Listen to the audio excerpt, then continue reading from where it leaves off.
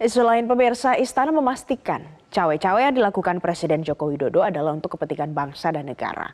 Namun, sikap Jokowi yang menunjukkan berbagai manuver politik dianggap telah menunjukkan keberpihakan yang menjadi dasar kekhawatiran akan tidak netralnya Presiden dalam Pilpres 2024.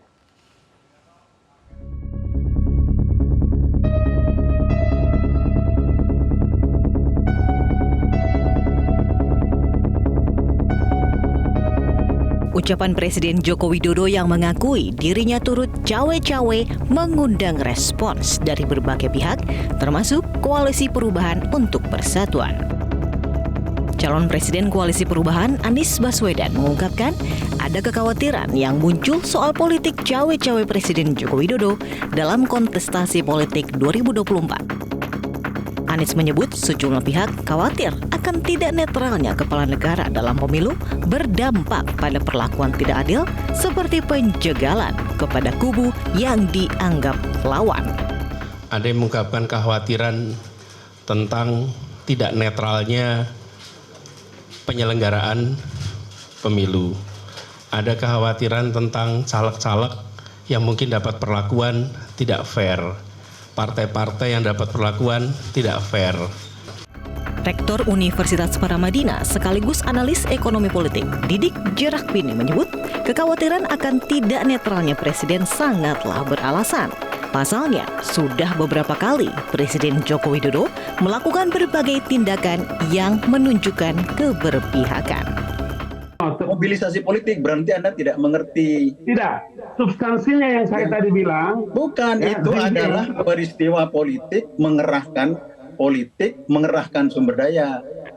Kalau presiden tidak netral, hanya sebagian partai diundang, sebagian tidak, itu sudah berpihak. Di tangan presiden itu ada hukum, ada birokrasi, ada APBN ribuan triliun, ada aparat, ada polisi, ada intel. Itu bisa dikerahkan ke sana kemari. Presiden kepala negara. Namun tenaga ahli utama kantor Sekretariat Presiden KSP Ali Mokhtar Ngabalin justru mempertanyakan pihak-pihak yang mengkhawatirkan ketidaknetralan Presiden Joko Widodo dalam kontestasi Pilpres 2024. Ngabalin menganggap keterlibatan atau cawe-cawe yang dilakukan Presiden bukanlah sebuah kesalahan.